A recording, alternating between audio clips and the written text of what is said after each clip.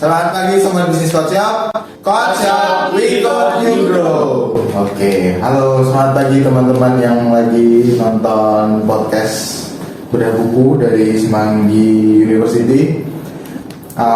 Kembali lagi kami di sini mau melanjutkan bedah buku dari buku Master Your Time, Master Your Life. Oke. Kali ini kita mau bahas di bab yang ketiga, itu tentang waktu untuk peningkatan pendapatan. Itu sebelum kita mulai pembahasan dari bab 3 ini, mungkin perkenalan dulu. Banyak yang baru nonton, mungkin ada yang baru nonton di sini. Perkenalan dulu. Ini di sini ada saya Dana dan ada 3 teman saya. Siapa ini? Saya Vika, saya Amel, saya Tegar. Oke. Kita di sini mau membahas, tadi udah saya info bab yang ketiga, itu tentang peningkatan pendapatan, waktu peningkatan pendapatan. Jadi kalau di sini secara basic orang itu pasti pengen memperoleh lebih banyak uang, penghasilan, gaji yang besar dan meraih kebebasan finansial dalam karirnya gitu. Kalau dari yang tangkap sih di paragraf pertamanya itu, kalau kita itu bukan sekedar bukan sekedar gimana cara kita, aset yang paling penting untuk penghasilan itu sebenarnya aset gimana cara kita untuk memiliki kemampuan berpenghasilan sih. Jadi kalau misal bukan sekedar aset yang kayak barang-barang, terus kayak mobil, rumah dan lain-lain, itu tuh nggak begitu berpengaruh untuk kita mendapatkan penghasilan. Kalau dari sini sih kayak gitu yang aku dapat ya. Kalau mungkin dari teman-teman ada hal yang menarik ditemukan di bab ketiga ini? Kalau aku sih dari buku ini aku dapat ya, jadi kayak orang-orang yang bekerja tinggi di setiap bidangnya itu tuh menghasilkan jauh lebih banyak waktu untuk mempraktikkan dan meningkatkan suatu keahlian yang mereka, dimana untuk dibandingkan orang-orang yang berkinerja rendah. Jadi kayak orang yang kinerjanya lebih tinggi itu ilmunya itu tuh lebih banyak dan dia nggak akan membuang-buang waktu secara sia-sia gitu loh. Terus perbedaan inilah yang menyebabkan nantinya itu sebagian besar disparitas pendapatan yang diberikan dalam masyarakat kita. Jadi kebanyakan orang yang berkinerja tinggi itu pasti yang pendapatannya tinggi, valuenya tinggi. Berbeda kalau orang yang berkinerja rendah, pasti ya mengikuti juga valuenya juga rendah gitu. Oh gitu. Jadi dia kayak tuh harus kalau misalnya mau memiliki value tinggi ya dia harus mengupgrade terus dirinya ya. Yes, jadi kalau kita mau punya value tinggi ya kita harus belajar terus. Jangan berhenti untuk belajar. Oke. Kalau dari Kak mungkin ada? Kalau dari aku hampir mirip sih sama Mbak Vika. Kalau di rangkuman ini tuh aku baca kalau orang yang suka belajar atau upgrade dirinya sama orang yang nggak mau berkembang itu tuh beda banget gitu loh Mas Mali. Kalau yang mau belajar itu jadi dia tuh lebih wawasannya nambah. Sedangkan kalau orang yang nggak mau belajar tuh ya cuma itu aja yang dia punya. Ya, kalau belajar tuh wawasan nambah, kemampuan itu tambah otomatis kan, otomatis. Kalau kemampuan itu bertambah, dia nggak kalah sama gimana perkembangan dunia juga. Kayak sekarang ya, kayak ibaratnya kayak 10 tahun yang lalu sama sekarang tuh kan udah beda banget. Zaman dulu kan nggak ada kayak viral di TikTok 2014. Sekarang udah ada viral TikTok, udah gampang banget kayak gitu-gitu. Ya mesti dipelajari juga yang kayak gitu-gitu kan. Yes. Kalau dari aku sih belum dikasih ngomong langsung ya. Kalau dari aku sih nangkepnya yang paling utama itu kita harus mau untuk terus belajar untuk mengupgrade nilai diri kita sendiri. Itu merupakan salah satu faktor kita nantinya jika kita mau istilahnya buat menaikkan pendapatan kita. Di sini aku juga ke-mention di mana kalau kita mau istilahnya upgrade nilai kita itu lebih baik kita menggandakannya. Jangan kita fokus pada satu nilai yang udah kita punya, karena kalau kita punya istilahnya menggandakan, nanti kita bisa mendapatkan istilahnya pendapatan atau penghasilan 2 kali lipatnya gitu. Jadi pentingnya kita mempelajari hal-hal baru. Yes. Belajar hal-hal baru kaizen ya. Oke, itu dari buku. Mungkin dari teman-teman ada pengalaman tersendiri yang serupa kayak di buku ini, di bab 3 ini. Ya. Mungkin dari aku ada Oke. ya agak relate juga karena sejak aku pertama awal dulu kerja di sini khususnya, itu aku selalu nanemin prinsip dimana aku nggak mau nolak istilahnya pekerjaan hal yang baru ya. Misalnya dulu itu awal-awal dulu kan di sini kan kerja pertamanya desainer Ya. kemudian beralih ke marketing Yes. ya, jadi marketing. Jadi di situ mungkin dari teman-teman juga mungkin ada sedikit penolakan dan lain-lain. Waktu itu aku tuh nggak ada istilahnya penolakan apapun, karena istilahnya aku mikirnya ini untuk diri saya sendiri gitu loh, untuk diriku sendiri, untuk upgrade value-ku sendiri. Jadi nanti kalau udah ngerjain dan bisa, nanti buat nilai tambah buat diri aku sendiri gitu ya. Kalau dari aku tuh ini Mas, dulu kan kuliahku jurusannya apa, terus sekarang Apa kerjanya manajemen ya.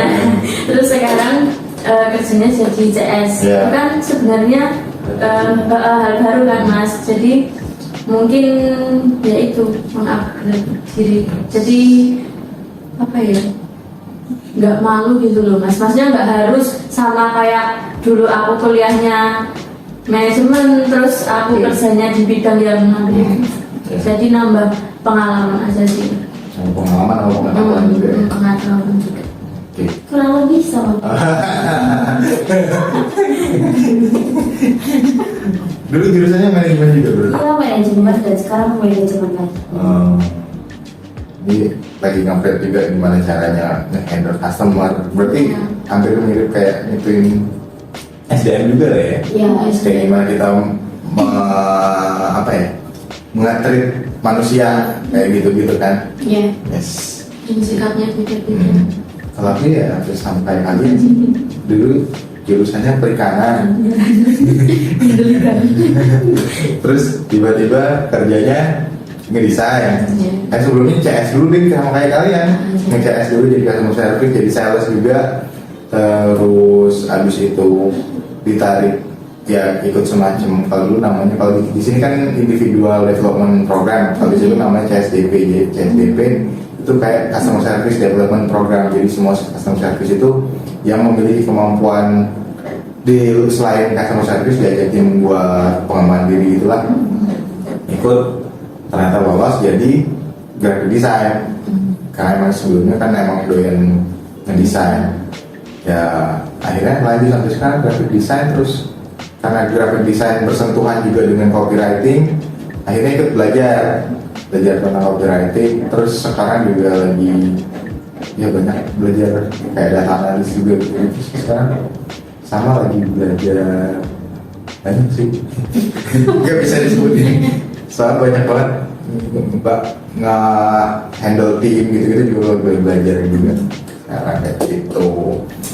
Oke, semua udah masih tahu pengalamannya. Sekarang mungkin dari pengalaman ini ada nggak yang pengen teman-teman lakuin lagi nih, dari wah setelah baca buku ini aku akan melakukan ini biar aku lebih berkembang, ada nggak?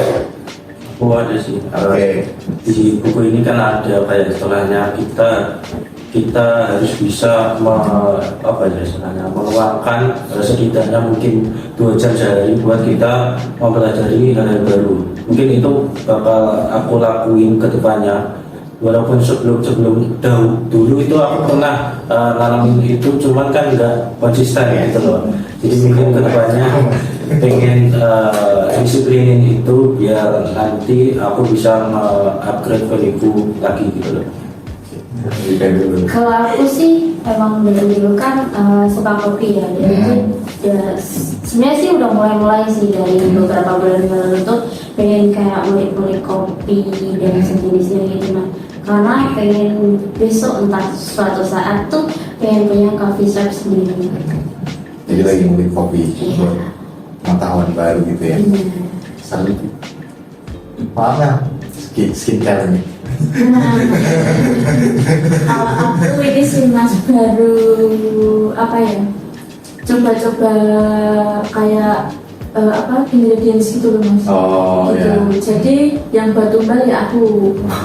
Jadi kalau misal sebelum dipasarin kan jadinya ya aku dulu mungkin kemarin ingredientsnya ini, terus aku mau coba mungkin sekarang orang-orang baru butuhnya atau apa ya, mungkin itu sih mas. Aku juga ya jelasin. Tadi udah dijelasin sebenarnya.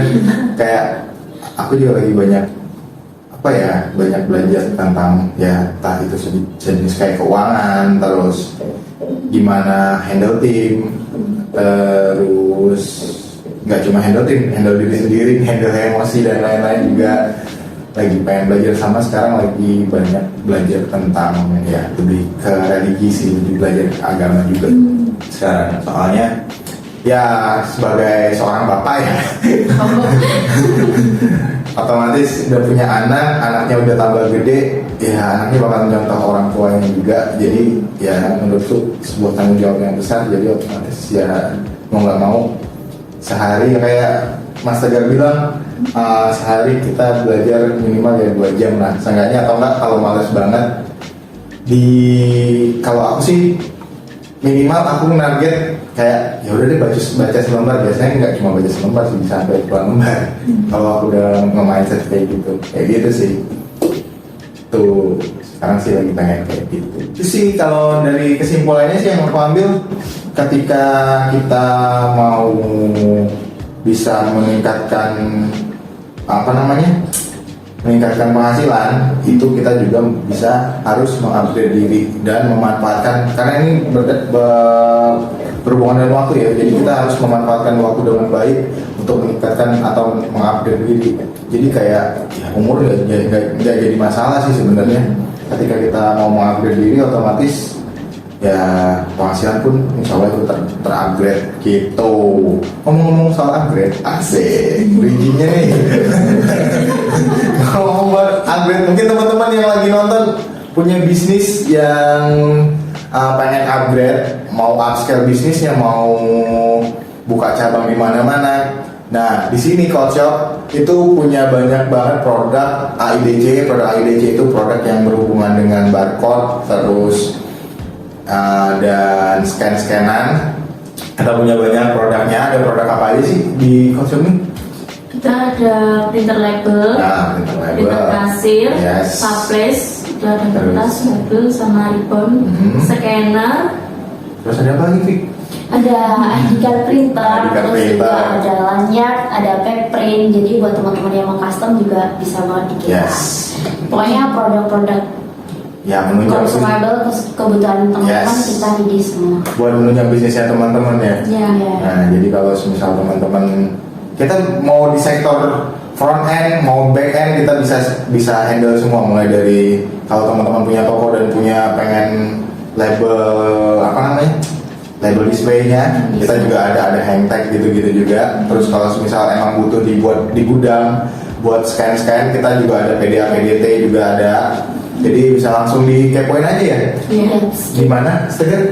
Jadi teman-teman nggak perlu bingung lagi buat mungkin teman-teman bertanya-tanya kayak gimana sih cara mungkin teman-teman buat belinya, mungkin cara nyoba produknya gimana. Gampang banget, sesuai dengan salah satu misi dari kami dari Coach Shop itu kemudahan akses, di mana kita banyak akses yang bisa teman-teman pakai untuk beli produk di kita. Sepertinya ada di marketplace kesayangan teman-teman, dan kita pun juga ada di berbagai cabang di Indonesia. Ada 6 cabang, ada di Jakarta, kemudian ada di Surabaya Barat, Surabaya Timur, ada di Semarang, kemudian ada di Medan, dan ada di Makassar. Silakan buat teman-teman cari cabang terdekat dari Coach Shop, silakan cobain produk-produk penunjang bisnis teman-teman, yang pastinya nanti Bapak mendukung banget buat bisnis teman-teman terupgrade. Yes, karena kalau bisnisnya teman-teman terupgrade, otomatis perekonomian juga terupgrade sih harusnya. Ketika bisnis yang ada di Indonesia semuanya terupgrade, perekonomian Indonesia juga bisa ikut terupgrade sih kalau menurutku ya gitu. Jadi boleh langsung kepoin aja di marketplace kesayangannya teman-teman, dan atau boleh buka websitenya di coachshop.co.id juga boleh gitu. Oke, mungkin kayaknya udah ya dari pembahasan tentang bab 3 bukunya Master Your Time, Master Your Life. Oke, mungkin segitu aja, lebih dari kurang kami mohon maaf. Terima kasih. Wabillahi taufiq wal hidayah. Wassalamualaikum warahmatullahi wabarakatuh. Dah.